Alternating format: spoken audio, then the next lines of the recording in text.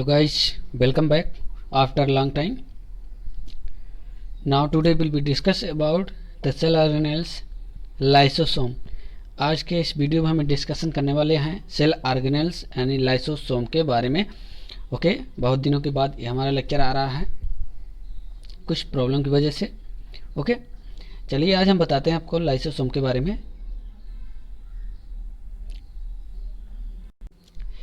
Dear, lysosome को आत्महत्या की थैली कहा जाता है। सेल की क्या कहा जाता है?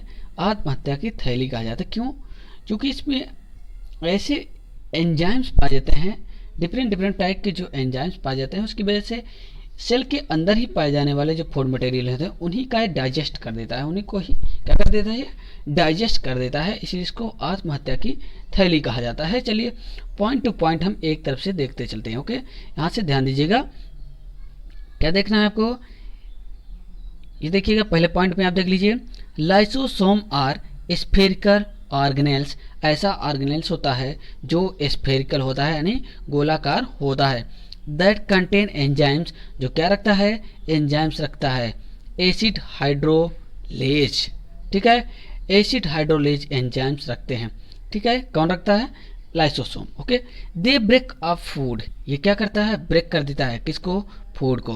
सो it is easier to digest, क्या करता है? डाइजेस्ट कर देता है।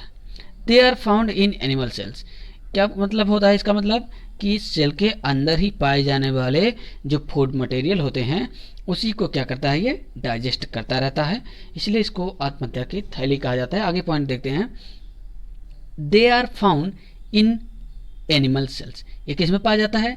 एनिमल सेल में पाया जाता है। While in yeast and plants the same role are perform by lytic vacuoles, बिल्कुल लैटिक वैक्यूल की तरह क्या करते हैं?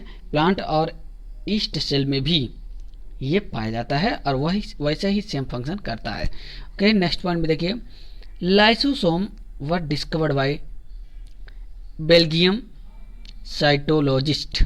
बेल्जियम साइटोलॉजिस्ट, क्या नाम है उनका? क्रिस्टियन डी डुवे इन 1955। 1955 ईस्वी में डी डुवे नामक साइंटिस्ट ने क्या किया था? इसकी खोज किया था और नाम इसका दिया था सुसाइड बैग, आत्महत्या की थैली, और सुसाइड सैक्स या फिर सुसाइड सैक्स भी कहा जाता है। ओके, चलिए डियर, आगे हम देखते हैं इसमें ओरिजिन कहाँ से हुई है, इसकी ओरिजिन कहाँ से होती है, यानी लाइसोसोम की जो उद्गम होता है वो कहाँ से होता है, इसको ध्यान से आप देखिएगा। ओके, पॉइंट वाइज पॉइंट यहाँ पे हम दिखा रहे हैं आपको। लाइसोसोम में क्या लिखा है यहाँ पे देखिएगा, लाइसोसोम में originated from the endoplasmic reticulum, में भी कहाँ से ओरिजिनेट हो सकता है इसका? इंडोप्लाज्मिक रेटिकुलम से या फिर गोल्जी मेम्ब्रेन्स या गोल्जी बॉडी के मेम्ब्रेन से। From the process of budding, बिल्कुल बडिंग प्रोसेस जैसे होती है, जैसे ईस्ट में आपने देखा होगा ईस्ट की ऐसे ही सेल होती है और इसमें बडिंग की प्रोसेस होना शुरू हो जाती है। हर एक सेल में क्या होती है? ऐसे बडिंग होती ही जाती है। सो इसी प्रोसेस के माध्यम से रेटिकुलम यानी इंडोप्लाज्मिक रेटिकुलम और गोल्जी बॉडी मेम्ब्रेन से इसका जो होता है उद्गम होता है। ओके, नेक्स्ट पॉइंट में देखिएगा क्या लिखा है, नोविकोव 1960 में नोविकोव नामक साइंटिस्ट ने found that acid phosphatase one of the characteristics enzymes of lysosome. Lysosome का सबसे मोस्ट इंपॉर्टेंट जो एंजाइम है वो इन्होंने क्या बताया? फास्फेटेज। ठीक है, फास्फेटेज एंजाइम। चलिए आगे देखते हैं, ये लाइसोसोम का स्ट्रक्चर है। ठीक है, anatomy of lysosome, plasma membrane, ये सब बना हुआ है यहाँ पे आप देख सकते हैं आसानी से। ठीक है, एंजाइम्स के बारे में बात करेंगे आगे हम इसमें। प्रोकैरियोट्स डू नॉट, अगला पॉइंट है, बहुत इंपॉर्टेंट पॉइंट है, इसको आप देखिएगा। देखिए, अगर वीडियो को अच्छे समझना है तो लास्ट तक बने रहना होगा आपको, अदरवाइज ये बिल्कुल भी समझ में नहीं आने वाला है। ठीक है, prokaryotes do not have lysosome. Prokaryotic cell में यानी बैक्टीरियल सेल में या फिर साइनोबैक्टीरियल सेल में क्या होता है? लाइसोसोम नहीं पाया जाता है, चूँकि ये सेल ऑर्गेनेल्स है, और प्रोकैरियोटिक सेल में सेल ऑर्गेनेल्स एब्सेंट होते हैं, ये आपको ध्यान में होना चाहिए। और अगर जिनको अभी भी नहीं समझ में आ रहा है बातें कि सेल ऑर्गेनेल्स क्या होता है, तो जा करके हमारा साइटोलॉजी के प्लेलिस्ट में जाएं और पहला ही जो वीडियो है उसको देख लें, prokaryotic, eukaryotic and mesokaryotic differences, वहाँ पर पूरा पूरा क्लियर हो जाएगा आपको। Okay, have been located outside the cell, ठीक है, lysosome have been located outside the cell, कुछ सेलों में क्या होता है, आउटसाइड में पाया जाता है। Lysosome found in higher animals, higher animals में भी लाइसोसोम पाया जाता है, ठीक है। आगे देखते हैं, ये हो गया ऑकरेंस। ओके, नेक्स्ट पॉइंट पे हम बात करेंगे।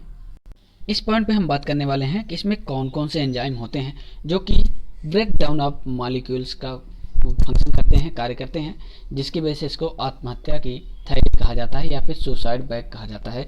आइए देखते हैं इसमें।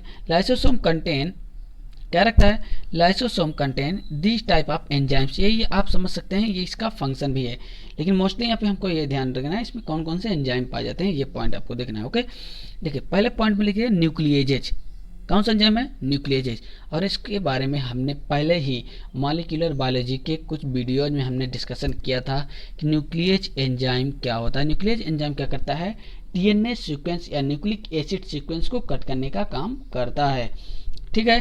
तो ये आप ध्यान दीजिएगा, न्यूक्लिएज एंजाइम क्या करता है, विच इंक्लूड राइबोन्यूक्लिएज एंड डीऑक्सीराइबोन्यूक्लिएज, यानी ये क्या करता है, इंक्लूड होता है राइबोन्यूक्लिएज और डीऑक्सीराइबोन्यूक्लिएज, इन्हीं को क्या करता है, ब्रेक करता है, तोड़ता है।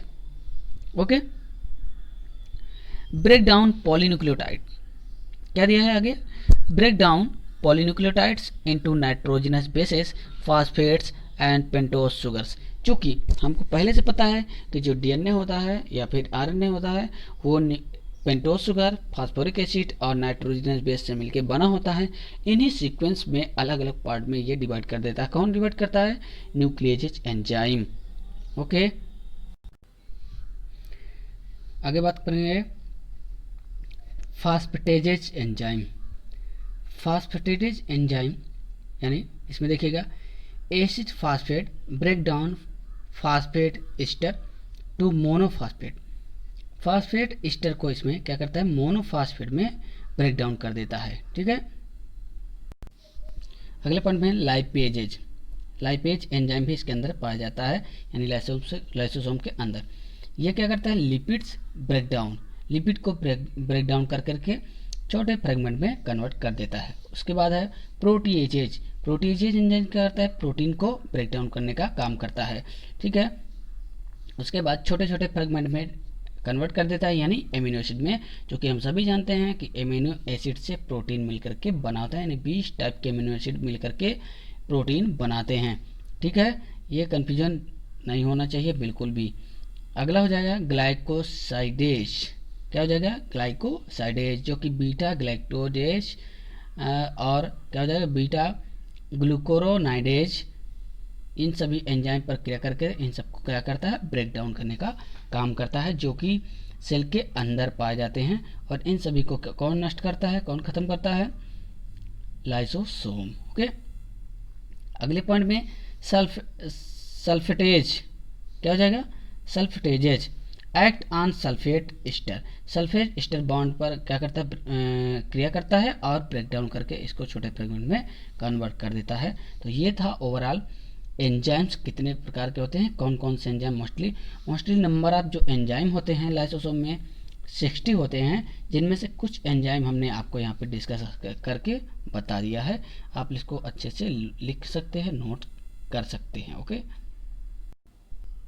आगे है टाइप्स ऑफ लाइसोसोम, इसको ध्यान दीजिएगा। ओके, पहले पॉइंट में हो जाएगा प्राइमरी लाइसोसोम, सबसे पहला जो लाइसोसोम होगा प्राइमरी लाइसोसोम होगा। इसका जो निर्माण है वो गोल्जी बॉडी और रेटिकुलम से होता है। ओके,